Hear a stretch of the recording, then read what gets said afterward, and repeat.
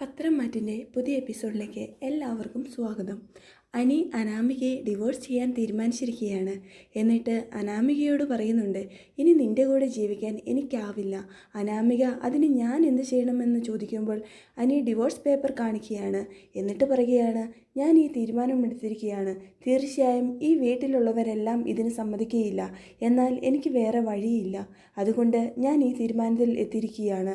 ദയവ് ചെയ്ത് ആരും എന്നെ തടുക്കരുത്. ഇത് കേൾക്കുമ്പോൾ എല്ലാവരും ആകെ വിഷമത്തിൽ നിൽക്കുകയാണ്. എന്നാൽ അനാമിക പറയുന്നുണ്ട്, ഇതിൽ ഞാൻ സൈൻ ചെയ്യുകയില്ല. ഇത് ചെയ്തില്ലെങ്കിൽ എന്ത് ചെയ്യും? അപ്പോൾ അനി പറയുകയാണ്, ഞാൻ നിന്നെ സൈൻ ചെയ്യിപ്പിക്കും. നീ ചെയ്തില്ലെങ്കിൽ ഞാൻ ചാകും. നീ സത്യമായിട്ടും സൈൻ ചെയ്തില്ലെങ്കിൽ ഞാൻ ചാകുമ്പോൾ കാരണക്കാരി നീയാണെന്ന് പറഞ്ഞ് നിൻ്റെ പേരെഴുതി ഞാൻ ചാകും. ഇത് കേൾക്കുമ്പോൾ അനിയുടെ മുത്തശ്ശനും മുത്തശ്ശിയും അമ്മയും വല്യമ്മയും ആകെ ഞെട്ടി വിഷമത്തിൽ നിൽക്കുകയാണ്. അപ്പോൾ അമ്മ ചോദിക്കുന്നുണ്ട്, നീ എന്തിനാ അനി ഇങ്ങനെയൊക്കെ സംസാരിക്കുന്നത്? അപ്പോൾ അനി പറയുകയാണ്, എന്നോട് ക്ഷമിക്കമ്മേ, എനിക്ക് വേറെ വഴിയില്ല. ഇവളുടെ ടോർച്ചർ എനിക്ക് താങ്ങാൻ കഴിയുന്നില്ല. എൻ്റെ മനസ്സ് പണ്ടേ ചത്തു. ഇനി എൻ്റെ ശരീരം മാത്രമേ ഉള്ളൂ. അതുണ്ടായിട്ട് എന്താ കാര്യം? ഇത് കേൾക്കുമ്പോൾ മുത്തശ്ശൻ വിഷമത്തിൽ അനിയോട് ചോദിക്കുകയാണ്, അനി നീ എന്തിനാ ഇങ്ങനെയൊക്കെ സംസാരിക്കുന്നത്? അപ്പോൾ അനി പറയുന്നുണ്ട്, മുത്തശ്ശ ഞാൻ പറഞ്ഞത് തന്നെയാ. ദയവ് ചെയ്ത് നിങ്ങൾ എൻ്റെ തീരുമാനം മാറ്റരുത്. ഇതൊക്കെ അനി പറയുന്നത് ആകെ സങ്കടത്തോടു കൂടിയാണ്. ഇനി ആരെങ്കിലും ഈ തീരുമാനത്തിൽ നിന്ന് മാറാൻ പറഞ്ഞാൽ നിങ്ങൾ ആരും എന്നെ കാണില്ല എന്ന് പറഞ്ഞ് ഡിവോഴ്സ് പേപ്പർ അവിടെ വെച്ച് അനി അവിടുന്ന് പോവുകയാണ്. അനി എങ്ങനെ ഇങ്ങനെ ഒരു തീരുമാനം എടുത്തു എന്ന് ചിന്തിച്ച് അനാമിക ആകെ വിഷമത്തിൽ നിൽക്കുകയാണ്. അടുത്ത സീനിൽ കാണിക്കുന്നത് നയനയുടെ വീടാണ്. അവിടെ നന്ദുവിൻ്റെ എൻഗേജ്മെൻ്റ് എല്ലാം ഉറപ്പിച്ചിരിക്കുകയാണ്. അതിൻ്റെ സന്തോഷത്തിലാണ് നയനയുടെ അച്ഛനും അമ്മയും നയനയും നവ്യയുമെല്ലാം. അപ്പോഴാണ് നയനയും നവ്യയും അവിടെ ഇരുന്ന് അനിയുടെ ഡിവോഴ്സിനെ കുറിച്ച് പറയുന്നത്. ഇത് കേൾക്കുമ്പോൾ നയനയുടെ അമ്മയ്ക്കും അച്ഛനും ഒരുപാട് വിഷമമാകുന്നുണ്ട്. നയനയുടെ അമ്മ പറയുകയാണ്, നയനമോളെ, ഇവിടെ നന്ദുമോളുടെ എൻഗേജ്മെൻറ്റ് നടക്കുമ്പോൾ അവിടെ അനിയുടെ ഡിവോഴ്സ് ആണല്ലോ നടക്കുന്നത്. അത് ആലോചിക്കുമ്പോൾ തന്നെ വിഷമമാകുന്നു. ഒരിടത്ത് നല്ല കാര്യവും ഒരിടത്ത് മോശം കാര്യവുമാണ് നടക്കുന്നത്. അപ്പോൾ നവ്യ പറയുന്നുണ്ട്, അമ്മ അതെല്ലാം വിട്ടുകള. നമ്മൾ നന്ദുവിൻ്റെ കാര്യം മാത്രം ആലോചിച്ചാൽ മതി. നന്ദുവിന് കിട്ടിയത് നല്ലൊരു ബന്ധമാണ്. അത് നല്ല രീതിയിൽ നടക്കട്ടെ. ഈ സമയത്ത് വേണ്ടാത്ത കാര്യങ്ങൾ ചിന്തിക്കേണ്ട. അപ്പോൾ നയന പറയുന്നുണ്ട്, അനിയെക്കുറിച്ച് ആലോചിക്കുമ്പോൾ വല്ലാതെ വിഷമം തോന്നുന്നു. അപ്പോൾ നവ്യ പറയുകയാണ്, അനി എടുത്തിരിക്കുന്ന തീരുമാനമാണ് നല്ലത്. നമ്മുടെ കുടുംബത്തിനും അത് തന്നെയാണ് നല്ലത്. അത് ആദ്യം നീ മനസ്സിലാക്കുക നയന. അങ്ങനെ നന്ദുവിൻ്റെ എൻഗേജ്മെൻറ്റ് ഭംഗിയായി നടക്കുകയാണ്. പിന്നെ വെഡ്ഡിങ്ങിൻ്റെ തീയതിയെല്ലാം അവർ തീരുമാനിക്കുന്നുണ്ട്. അനിയാണെങ്കിൽ ആകെ വിഷമത്തിൽ ഭക്ഷണം പോലും കഴിക്കാതെ റൂമിൽ ഇങ്ങനെ ഇരിക്കുകയാണ്.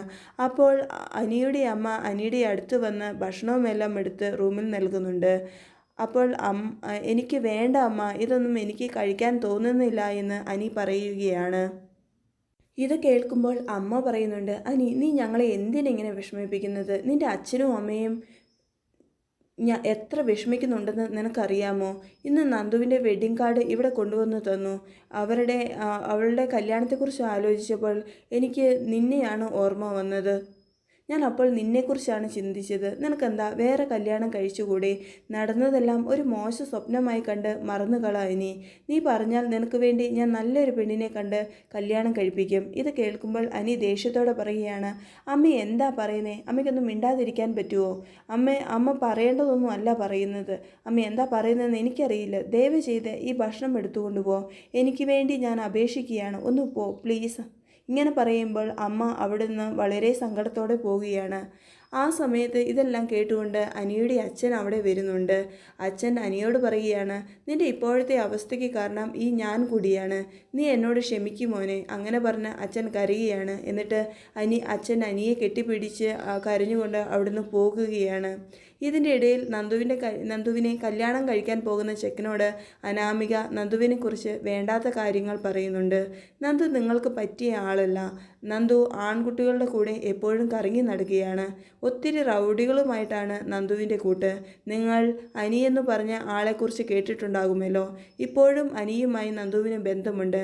അതിൻ്റെ ഇടയ്ക്കാണ് അവൾ നിങ്ങളെ കല്യാണം കഴിക്കാൻ ഒരുങ്ങുന്നത്. നിങ്ങളുടെ ലൈഫ് നന്നായി ഇരിക്കണമെന്നാണ് നിങ്ങൾ ആഗ്രഹിക്കുന്നുവെങ്കിൽ നിങ്ങൾ നന്ദുവിനെ കല്യാണം കഴിക്കണോ വേണ്ടയോ എന്നൊന്നും ചിന്തിക്കുക.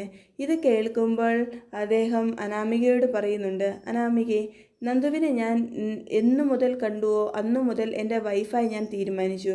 ഇനി അതിനൊരു മാറ്റവുമില്ല. ഇനി എന്നോട് ഈ വിഷയം പറഞ്ഞ് നീ വരണ്ട. ഇത് പറയാൻ വേറെ ആളെ നോക്ക്, അവർ വിശ്വസിക്കും. ഇങ്ങനെ പറഞ്ഞ് അയാൾ അവിടുന്ന് ദേഷ്യത്തോടെ പോകുകയാണ്.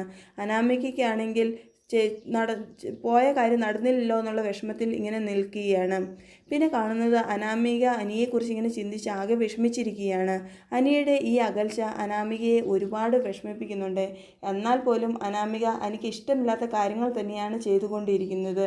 ഇത് അനാമികയെ അനി കൂടുതൽ വെറുക്കാനിടയാക്കുകയാണ് ചെയ്യുന്നത്. അനിയാണെങ്കിൽ എപ്പോഴും വീട്ടിൽ മദ്യം കഴിച്ച് വരാൻ തുടങ്ങി. എന്നിട്ടും അനാമികയുടെ സ്വഭാവത്തിൽ ഒരു മാറ്റവും വരുത്തുന്നില്ല. അനാമികയുടെ മനസ്സിൽ പകയും ആർത്തിയും മാത്രവുമാണ്. അനാമിക ആ വീട്ടിൽ അധികപ്പറ്റാണെന്ന് അനാമികയ്ക്ക് മനസ്സിലാകാൻ തുടങ്ങി. അനിയാണെങ്കിൽ അനാമികയെ കണ്ട പാവം പോലും നടിക്കുന്നില്ല.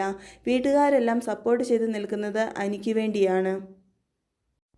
ആദർശ് അനിയുടെ വിഷമം കണ്ടിട്ട് അനാമികയോട് ഈ ബന്ധത്തിൽ നിന്ന് പിന്മാറണമെന്ന് പറയുന്നു. എന്നാൽ അനാമിക ആദർശിനോട് പറയുകയാണ്, നിങ്ങൾ നിങ്ങളുടെ അനിയനെ നേരെയാക്കാൻ നോക്ക്, എന്നെ ഉപദേശിക്കാൻ വരണ്ട. ഇത് കേൾക്കുമ്പോൾ ആദർശ് ഒന്നും പറയാതെ അവിടുന്ന് പോകുകയാണ്. ഇനി പിടിച്ചു നിൽക്കാൻ പറ്റില്ലെന്ന് അനാമികയ്ക്ക് മനസ്സിലാകാൻ തുടങ്ങി. അങ്ങനെ അനാമിക അനിയെ ഉപേക്ഷിക്കാൻ തീരുമാനിക്കുകയാണ്.